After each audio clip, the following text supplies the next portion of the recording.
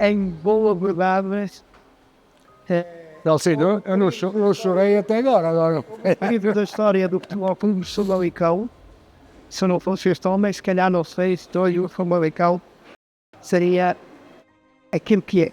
Passei por muitas coisas boas, passei por muitas coisas menos boas, passei se calhar por coisas péssimas. Quando falo em coisas péssimas é termos caído à regional, não é? Termos andado na distrital. E sim, e doía, assim.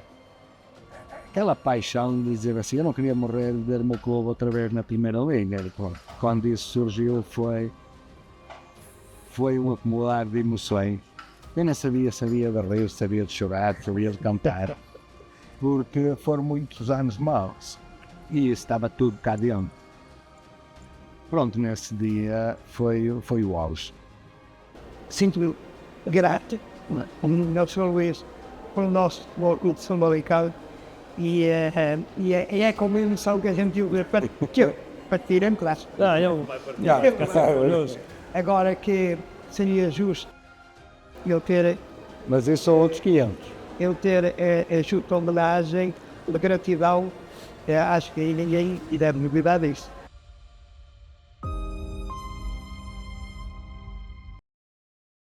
Um clube grande e até se calhar diferente, porque a gente vê que os jogos na televisão em que a ocupação dos estádios é que o nosso é pequeno, mas há estádios como o nosso, pequenos e que não tem metade. não têm metade do pessoal e não são fervorosos e não ir para os treinos fazer barulho, antigamente ir para os treinos fazer barulho, e depois mandar fechar as portas nos treinos e eles foram à residência do presidente fazer barulho. Quando se fecharam os treinos, acabaram por... Foram fazer queixa ao presidente. Aqui Era... Tinha um edifício igual a este. Pouca diferença, mas era um edifício igual a este. Em Correio era o local direto com os sócios, depois tinha o primeiro andar que era a secretaria e tinha o último andar que era uma residência em que o Reinaldo chegou a viver aí uns anos. O Reinaldo, que foi um dos grandes jogadores que passou Passou por clube. E foi-se degradando ao longo dos tempos, o senhorio nunca fez nada pelo edifício, até que ele acabou, não é? E os sócios passavam aqui, centro do Famalicão. Os sócios passavam aqui, nos jogos de integrante faziam fila até ao quartel dos bombeiros, que existia ali um quartel de bombeiros, e então, este está diferente do Reixão. Então havia uma janela que se abria aqui, em que estava uma pessoa a trabalhar na janela e duas tinham um balcão e duas pessoas a trabalhar no balcão a vender bilhetes e cotas, não sei o quê, e com uma janela aberta para despachar. E o Famalicão já aí era grande, ou seja, o seu Luís entra... Eu entro numa fase boa do clube, não é? Eu entro numa fase excelente do clube. Mas quem se lembra agora do seu Luís na secretaria, o seu Luís entra como diretor de campo, completamente diferente. Completamente diferente. Estive 2 anos como diretor de campo. Entretanto, o senhor que estava aqui na sede, que era o Sr. Lamento, faleceu, e então havia necessidade de pôr aqui alguém. E o Sr. Virgílio Costa ordenou que fosse ele. Então vim para aí em 92, até aos dias de hoje, não é? Vamos ter a oportunidade de falar do verão quente de 90, mas quero no início, o seu Luís já era aficionado do Famalicão, já gostava do Famalicão. Antes disso passava aí algum tempo, que eu trabalhava de noite na Rio Pele e passava aqui muitas tardes. E conte-me a história de ingressar no Famalicão. Ingressar no Famalicão foi não ter já, que eu trabalhava de noite e eu dormia bem, e depois chegou uma altura em que eu às 11 horas da manhã acordava como se já tivesse dormido 8 ou 9 horas e era mentira, que só tinha dormido 3. Por isso é que eu falei com um amigo, que ele na altura era chefe de departamento de futebol, mas eu, quando disse que ele tivesse um emprego para mim, nunca foi a pensar no futebol. Nunca foi a pensar em vir trabalhar para o Famalicão. Só que, entretanto, ele há um dia que me diz: "Ó Luís, tenho um emprego para ti, para trabalhares de dia." E trouxe-me aqui com o mito, o engenheiro Fernando Costa, vivia aqui na Praça Dona Maria II, por isso, do outro lado. E tivemos a conversar, mas eu não decidi nada nesse dia porque fiquei assim um bocado assustado. Vim trabalhar para o futebol, não é como hoje, na altura era muito mais complicado. E ele deu-me então, ele estava de férias no Algarve e disse: "Meu sábado vem para cima", estávamos a falar um domingo, o sábado vem para cima, quero uma resposta. Pronto, conversei com a família e tal, e então decidi arriscar.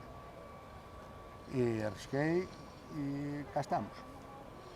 E nada arrependido desse Nada, desse risco? absolutamente nada arrependido. Passei por muitas coisas boas, passei por muitas coisas menos boas, passei se calhar por coisas péssimas. Quando falo em coisas péssimas é termos caído à regional, não é? Termos andado na distrital. E aí sim, aí doía a sério. Mas acabou por, com este tempo todo, de estar na Primeira Liga, de vir a uma segunda, à Liga de Honra na altura, A Liga de Honra, segunda B, 2 anos Liga de Honra, 2 anos segunda B, e terceira divisão. E terceira divisão 2 anos e 1 ano na distrital. Tudo isso foi sempre a cair. Quando depois se dá o inverso, depois é sempre a subir. E o Sr. Luís teve que tirar o paraquedas algumas vezes e ser o Sr. Luís a segurar o clube. Tinha que ser, não havia mais ninguém. E o Sr. Manuel Seara, que era um colaborador na altura, ficámos com o clube 2 vezes nas mãos, não havia direção, não havia absolutamente ninguém para tomar conta do clube. Até que depois, quando estávamos na distrital, no ano que íamos à distrital, o Sr. Carreira, que nós estivemos a falar ali há um bocado, muniu-se meia dúzia de empresários e pegou no clube, segurou o barco. Pegou nisto pelos cornos, como se costuma dizer, e a partir daí foi sempre a somar. A somar e a subir. A somar e a subir. Qual é que foi a subida que mais gosto lhe deu? A subida que mais gosto me deu é evidente que foi subir à Primeira Liga, agora chamada Primeira Liga. Esta no dia 28 de Abril, agora há pouco tempo. Exatamente, há pouco tempo, 5 anos. 5 anos, já vai há algum tempo. 5 anos. Porque aquela paixão de dizer assim, eu não queria morrer de ver o meu clube outra vez na Primeira Liga. Quando isso surgiu foi um acumular de emoções. Eu não sabia de rir, sabia de chorar, sabia de cantar. Porque foram muitos anos maus e isso estava tudo cá dentro. Pronto, nesse dia foi o auge. A partir daí, desde que pudesse mudar para cima, estamos bem. Nós estávamos nos distritais e não havia sítio para as pessoas.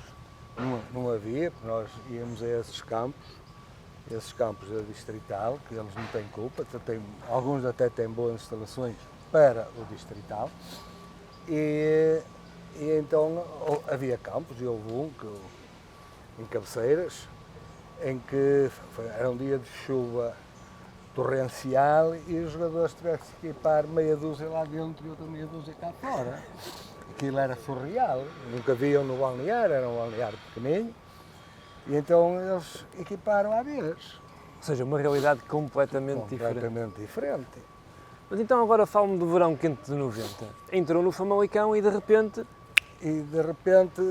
estamos a jogar uma subida de divisão, que não subimos,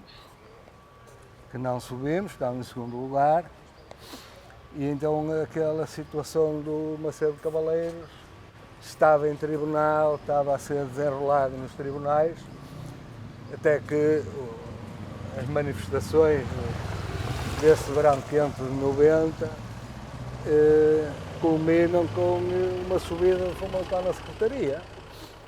Sempre que o Famalicão ia a uma dessas vilas, freguesias, era uma romaria.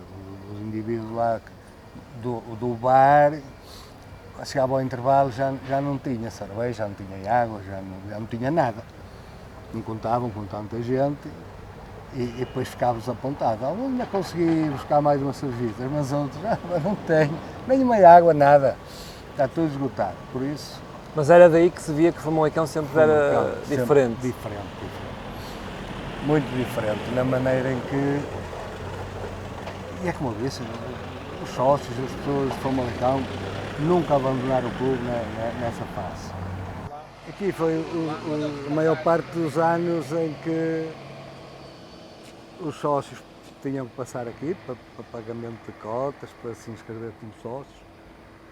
A maior parte dos anos foi nesta sede, uma loja destas, que a Câmara, está completamente... a Câmara nos cedeu, embora isto está totalmente modificado. E como é que era a sua rotina? O Sr. Luís vivia vivia aqui perto? Vivia em Mouquim. Em Mouquim? Vivia em Mouquim e era estar aqui às 9 horas da manhã e sair aqui às 7 da tarde, às 19. E toda a gente passava por aqui? Toda a gente passava por aqui. Eu costumo dizer que se calhar passaram por mim mais de 20 mil sócios. Esta era a outra entrada. A entrada, e então a nossa loja, em que a gente atendia os sócios, era aqui. Era aqui que nós trabalhávamos. Era aqui que nós trabalhávamos. E aqui já numa era mais digital também? Já era mais digital aqui. Já com computadores? Já tínhamos aí algumas coisinhas para vender, camisolas e tal. Na altura nós falávamos, o Sr. Luís entrou, isto nem telemóveis havia. Não havia telemóveis, depois compraram um telemóvel deste tamanho, que aquilo era mais para agredir o árbitro do que para a gente atender, porque os gajos andavam com aquilo, embora tive de andar algumas vezes com ele, para baixo e para cima, mas aquilo realmente não era nada que se pudesse andar aí no bolso como hoje anda, que aquilo era enorme e pesado. E quando nós falamos desta mudança também para o digital, o Famalicão não estava grande coisa, digamos assim. Não estava preparado também. Também não estava preparado, por isso também se perdeu muita informação. Uma porque na sede onde nós estivemos agora, no lugar dela, o edifício estava muito degradado. Então chovia para as paredes abaixo, as fichas, aquilo era tudo em cartão, era tudo em papel, chovia, molhava, vinha o sol, aquilo secava, quer dizer, quando fizemos a transição de lá para aqui, muitas dessas fichas estavam estragadas. A gente ao pegar já só vinha metade, que a outra metade ficava em pó. E daí-se ter perdido muita informação. E agora depois nesta parte em que o Sr. Luís diz que vai sair, o que é que recebeu das pessoas? Muito carinho. Essencialmente, muito carinho, muitas boas palavras e é como passo na rua, toda a gente me dá os parabéns, toda a gente me deseja uma boa reforma e que é o que me divirta. Pode sair do Famalicão, mas o Famalicão nunca vai sair de si. Isso não, de certeza absoluta. Essa parte não. Continua a ficar chateado com as derrotas? Como é que reage nas derrotas? Sempre. Nas derrotas reage sempre muito mal. Muito mal. A sua mulher já sabe que não pode aturar. A minha mulher já sabe, mas eu às vezes até depois fico a pensar, porque é que eu fiz isto? Mas eu reajo muito mal às derrotas do Famalicão. E às vitórias? As vitórias é fácil. Como é que estão a correr? Pode ver. Você vai receber ajusta o Não sei. logo verei. Este homem merece. Muitos anos trabalhou aqui, e em boa verdade, Não sei, eu não chorei até agora. O livro da história do Futebol Clube de Famalicão, se eu não fosse este homem, se calhar não sei se história do Famalicão seria O que é? aquilo que é.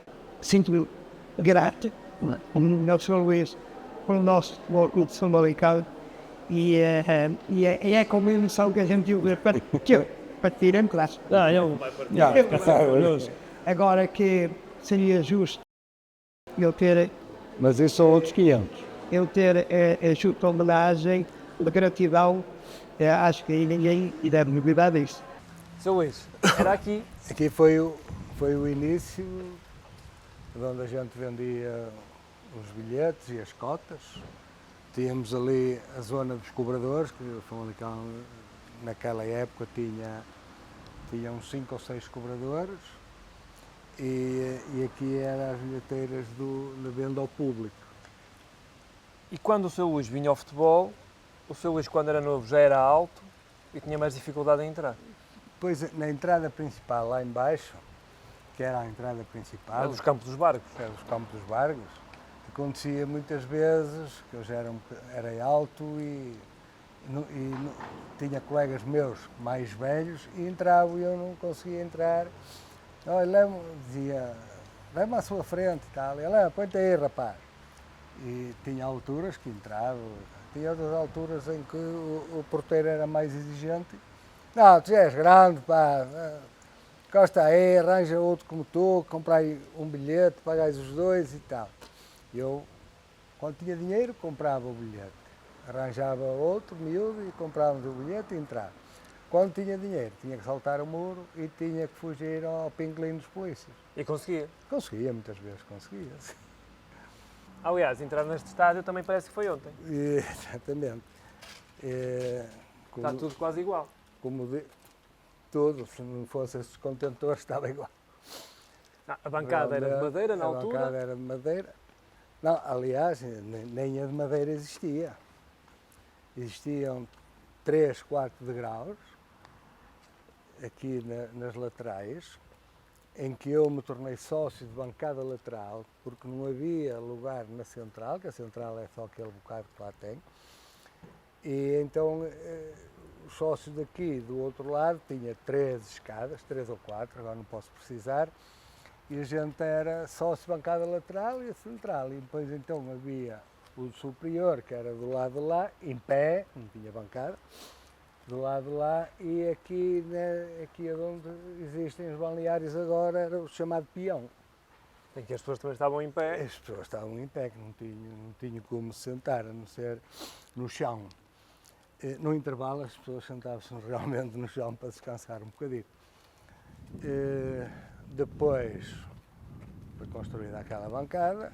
Que sempre foi denominada bancada nova. Uma bancada nova, ainda hoje é a bancada nova. Aqui foi construída as tais bancadas em madeira. Não sei se tem aqui alguma coisa Que depois ficaram interditas, não é? que ficaram interditas de passado 20 anos, porque estavam enferrujadas, estavam com... Pronto, aqui tinha 3 degraus, chamado bancada lateral, sócio de bancada lateral, e tinha aquela do meio, pronto, até cima, não é? Hoje está alterada. E tinha árvores aqui atrás, desses 3 degraus, e o dito peão. E se eu lhe perguntasse qual foi o presidente, sem desprimor para todos os outros, que mais o marcou?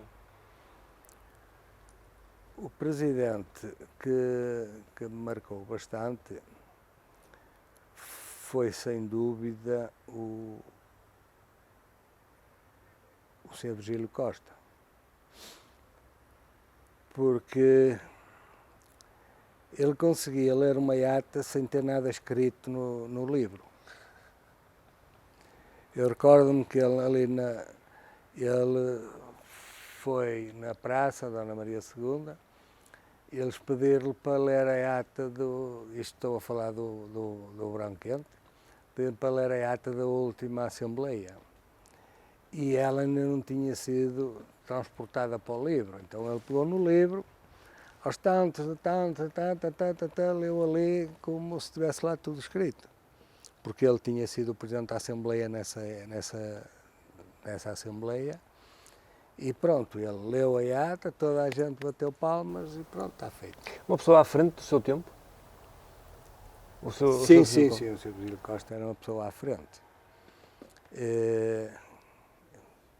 Sem desprimor, como o Pedro diz, para ninguém, ele era uma pessoa muito inteligente.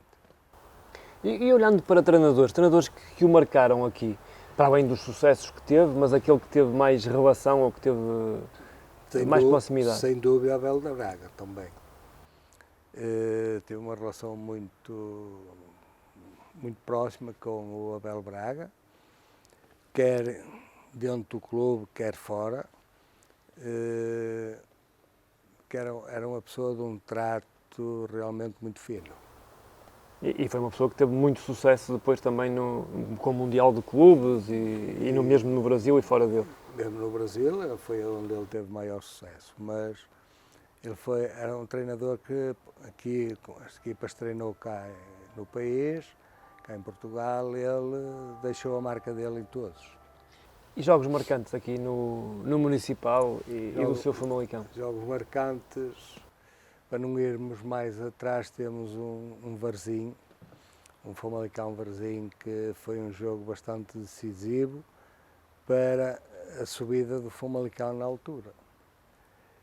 E o estádio cheio, um ambiente de cortar a faca, pronto, em que o Famalicão no fim saiu vitorioso e conseguiu passar à fase seguinte.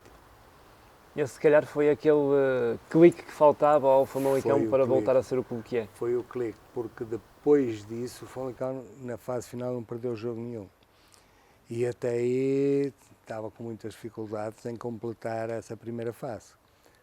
Depois desse jogo, o Famalicão não perdeu mais jogo nenhum na fase seguinte.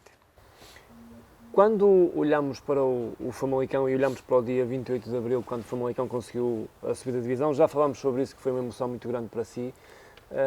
Olhando para a primeira divisão, a antiga, onde nós estivemos em 90, e olhando para agora, que principais diferenças é que vê? É totalmente diferente, porque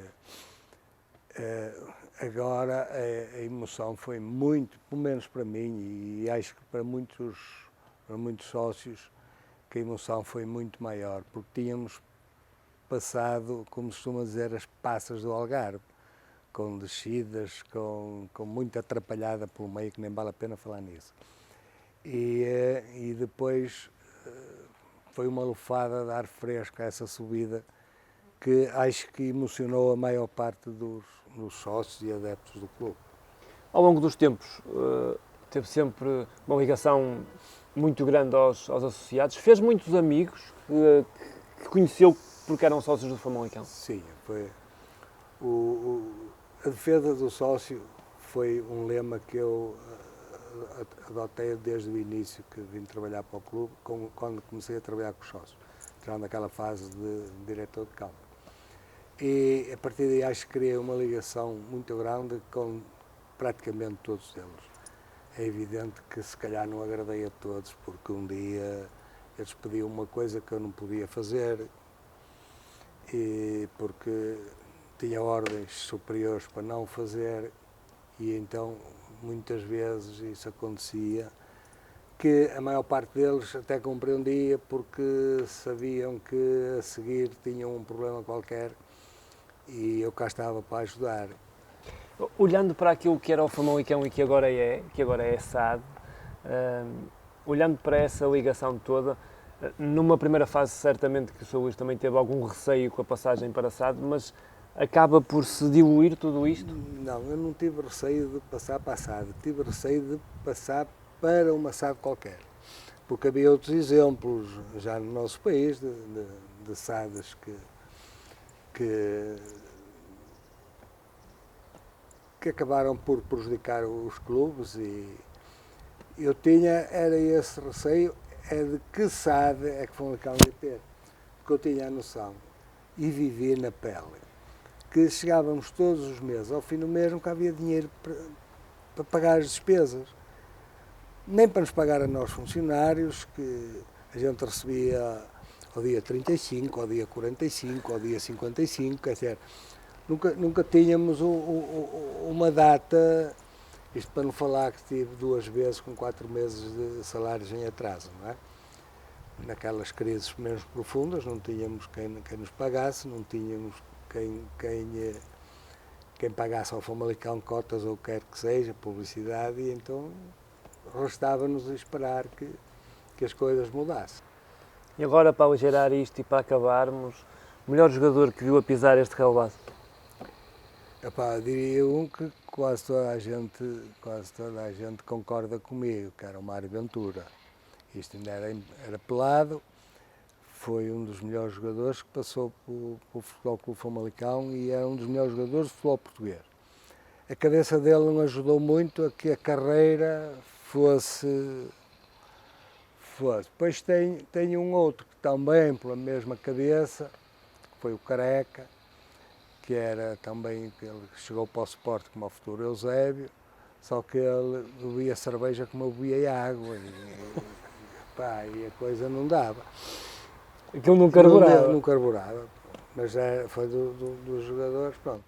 Falando daquela equipa de 87, os Tantas, os Lulas, de 87 não, de 90 a 94, foram 4 anos que estivemos na primeira divisão. Tivemos aí, na altura, foram considerados a melhor defesa do campeonato. O Ben-Hur, o Lula e o Tanta foi considerado os maiores, a melhor defesa do campeonato.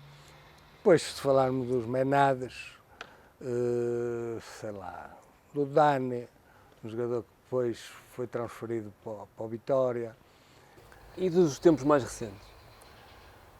Os tempos mais recentes, a primeira equipa da Primeira Liga enchia as medidas a qualquer um de nós, adeptos, porque realmente era uma equipa muito forte mesmo, em termos individuais e coletivos.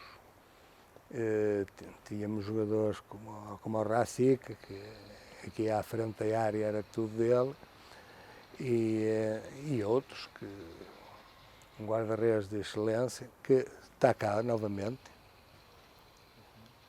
O Defender está cá novamente. Por isso, podia enumerar uma série de jogadores, mas acho que nem vale a pena, porque era uma equipa tão forte, uma equipa a sério. E tem consciência que agora estamos no ano de 2024 e que o Famalicão está como está e que lhe deve muito a si por não ter fechado a porta? Eu nunca gosto de me pôr assim nessa situação. Sei que no tempo das dificuldades eu nunca virei a cara. Isso foi uma realidade que está à vista de toda a gente e que procurava sempre pessoas que pudessem ajudar. Mas eu não gosto muito de ser o salvador da pátria, porque eu escolhi esta profissão, escolhi entre aspas, e tive que ser o mais profissional possível. E os diretores iam embora, os presidentes, e a gente ficava a resolver os problemas dos clubes. E é um bocado isso, Pedro. Eu nunca fui de puxar os galões para a minha parte. Pronto, e agora quem me cumprimenta sou eu e agradeço por tudo aquilo que foi feito. Por nada, Pedro. Sou Luís. Sempre às ordens. Sim, senhor. Está feito.